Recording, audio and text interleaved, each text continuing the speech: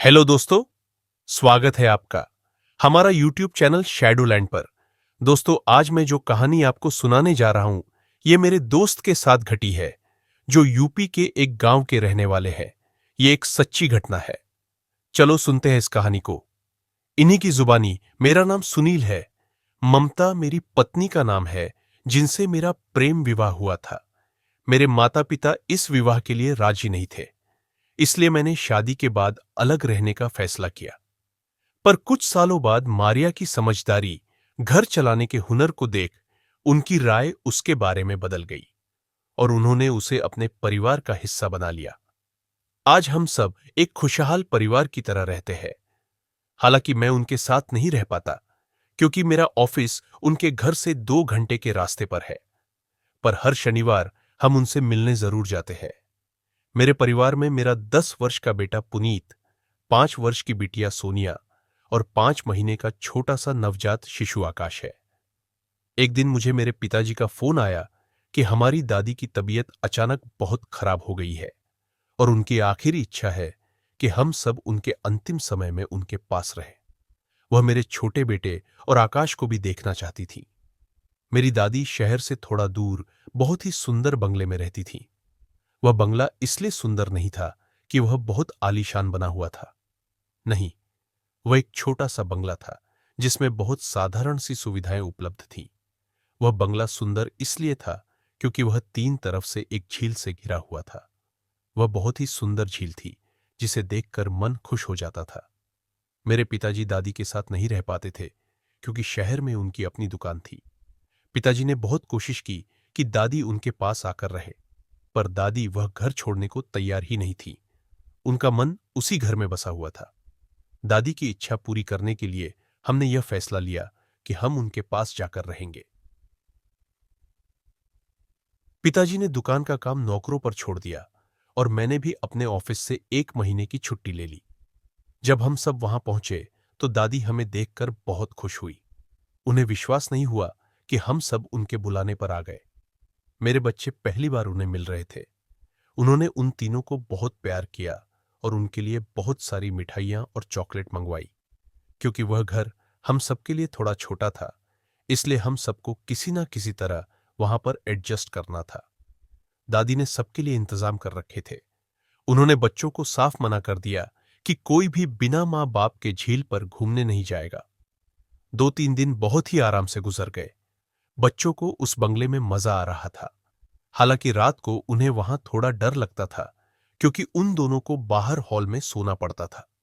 दादी की तबीयत दिन पर दिन खराब होती जा रही थी। हम सब बस यही दुआ कर रहे थे कि वह आराम से इस दुनिया को अलविदा कह सके और उनकी जो भी ख्वाहिश है उसे हम उनके रहते पूरा कर पाए। मेरी बेटी सोनिया जब भी रात को बाथरूम जाने के लिए उठती है तो वह अपनी मां को आवाज देती है। उसे अकेले बाथरूम जाने से डर लगता है। उस रात भी जब वह उठी तो उसने अपनी मां को आवाज दी। हमारा कमरा ऊपर था, इसलिए हमें उसकी आवाज सुनाई नहीं दी। जब सोनिया ने 2-3 बार आवाज दी और ममता ने नहीं सुनी, तो उसने एक बार चिल्लाकर उसे पुकारा। तभी उसे दरवाजे में से एक औरत आती नजर आई। उसने सफेद रंग का गाउन पहन रखा था और अपने चेहरे को भी सफेद दुपट्टे से ढक रखा था। उसके काले लंबे घने बाल थे। सोनिया को उसका चेहरा ढंग से दिख नहीं रहा था, पर उसे देखकर सोनिया को बहुत अजीब लगा, क्योंकि उसे यह एहसास था कि यह उसकी मां नहीं हो सकती, क्योंकि उसने बहुत अलग तरह के वस्त्र पहन रखे थे। वह औरत दरवाजे के पास खड़ी होकर सुबकियां लेने लगी। सोनिया यह देख घबरा गई। वह उठकर उसके पास पहुंची। जैसे ही वह उस औरत के नजदीक गई, उस औरत ने अपने हाथों से अपने चेहरे पर ढके दुपट्टे को हटा दिया। उसके चेहरे को देखते ही सोनिया घबरा गई। वह फर्श पर गिर गई। फिर वह भागकर अपने पलंग पर चढ़ गई और अपने आप को चद्दर से ढक लिया और खूब तेज चिल्लाने लगी। उसके चिल्लाने की आवाज से हम सब उठ गए। मैं और मेरी पत्नी भागते हुए नीचे आए तो देखा कि उसने अपने आप को चद्दर से ढक रखा था और बुरी तरह से कांप रही थी। हमारे बहुत कहने के बाद उसने चद्दर हटाई और अपनी मां से लिपट कर रोने लगी। थोड़ी देर बाद जब वह शांत हुई, तब हमने उससे पूछा तो उसने सब कुछ हमें बताया। हमने थोड़ा सोचा और उसके बाद हमें ऐसा लगा कि शायद उसने कोई सपना देखा था। हमने उसे समझा बुझाकर सुला दिया। पर उस दिन के बाद सोनिया हॉल में नहीं सो पाई। वह हमारे साथ ही उस छोटे कमरे में नीचे फर्श पर बिस्तर बनाकर सो जाती थी। अब मेरा बेटा पुनीत अकेले ही हॉल में सोने लगा। अंदर से शायद वह भी डरा हुआ था, पर बाहर से वह अपने आप को बहुत बहादुर दिखाता था। जब भी वह रात को सोता तो टेलीविजन और लाइट ऑन करके सोता। एक रात जब वह गहरी नींद में सो रहा था तो अचानक कुत्तों के भौंकने की आवाज से वह उठ गया। वह यह देखकर हैरान हो गया कि लाइट और टेलीविजन दोनों ही बंद थे। तभी उसे किसी महिला की रोने की आवाजें आने लगी। पहले उसे लगा कि शायद दादी मां की तबीयत ज्यादा खराब हो गई है और वह रो रही है। तो वह दादी के कमरे में गया, पर वहां उसने देखा कि वह आराम से गहरी नींद में सो रही थी और दूसरी तरफ वह अपनी बहादुर लड़के की छवि को खराब नहीं करना चाहता था। वह नहीं चाहता था कि कोई भी उसे डरपोक बुलाए। उसने सोचा कि उसे खिड़की से बाहर झांक कर देखना चाहिए, शायद कोई महिला सच में तकलीफ में हो। जैसे ही उसने खिड़की खोली, उसे उस महिला की आवाजें आने लगी। वह महिला रोकर बोल रही थी, मेरे बच्चों को बचाओ, मेरे बच्चों को बचाओ। पुनीत को लगा कि शायद उस महिला के बच्चे मुसीबत में है, इसलिए वह रोकर मदद मांग रही है। पीटर ने पूरी खिड़की खोल जैसे ही अपना मुंह खिड़की से बाहर निकाला तो वह महिला उसके सामने आकर खड़ी हो गई। उसके भयानक स्वरूप को देखकर पीटर बुरी तरह डर गया और डर के मारे कांपने लगा।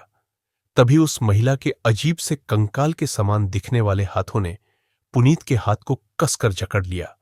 अब पुनीत के पसीने छूट गए। वह कांपते हुए जोर से चीखा। उसके चीखते ही उस औरत रूपी चुड़ैल की पकड़ कमजोर हो गई और पुनीत ने उससे झटके से अपना हाथ छुड़ा लिया और सरपट दौड़कर हमारे कमरे में आ गया। उसने आकर जोर से मुझे हिलाया। मैं घबराकर उठा तो वह इतनी बुरी तरह कांप रहा था कि उससे बोला ही नहीं जा रहा था। वह हांफते हुए नीचे की तरफ इशारा कर रहा था। तब तक मेरी पत्नी भी उठ गई। हम दोनों उसे लेकर नीचे पहुंचे, पर वहां कुछ नहीं था। पुनीत अब थोड़ा डरा सा रहने लगा। वह अकेले कहीं भी घर में जाने से डरता था। बच्चों की ऐसी हालत देख मैं और ममता थोड़ा परेशान हो गए। हमने अपने माता पिता को सब कुछ बताया। मेरे माता पिता भी थोड़ा परेशान हुए, पर हम यह बात दादी को नहीं बता सकते थे। उनके इस अंतिम समय में हम सब उन्हें छोड़कर नहीं जा सकते थे। इसलिए हमने फैसला किया कि अब सब बच्चे हमारे ही कमरे में सोएंगे।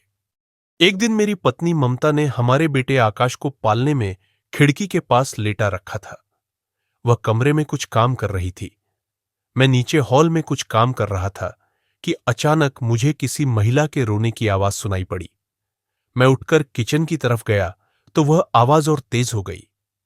मैंने अपनी पत्नी को आवाज लगाई। मेरी पत्नी दौड़कर मेरे पास आई। मैंने उसे वह आवाज सुनने को कहा। उसने जब ध्यान से सुना तो उसे भी किसी महिला के रोने की आवाजें आ रही थी, पर अब वह आवाज हमसे दूर होती प्रतीत हो रही थी और धीरे धीरे वह आवाज आनी बंद हो गई। तभी अचानक हमें अपने छोटे बेटे आकाश के बहुत तेज रोने की आवाजें सुनाई दी। हम बेसुध हो उस तरफ भागे। जैसे ही हमने कमरे का दरवाजा खोला तो सामने का दृश्य देख हमारा कलेजा मुंह को आ गया। हमारे बेटे के पालने के नजदीक एक परछाई दिखाई पड़ी। उस परछाई ने सफेद रंग का गाउन पहन रखा था और उसका चेहरा भी सफेद रंग के दुपट्टे से ढका हुआ था।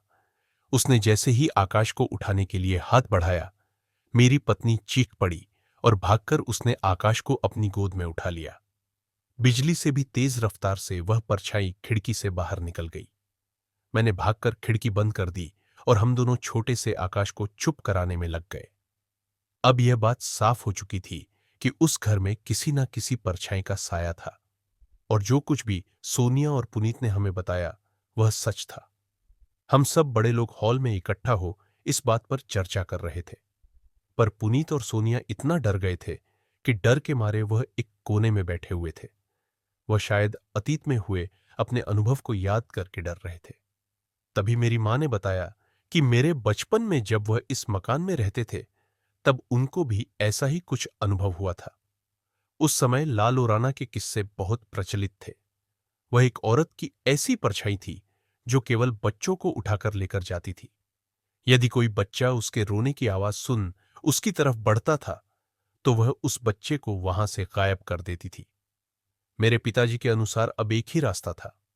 हमें किसी ऐसे इंसान को बुलाना पड़ेगा जो ऐसी आत्माओं को कैद करने की शक्ति रखता है।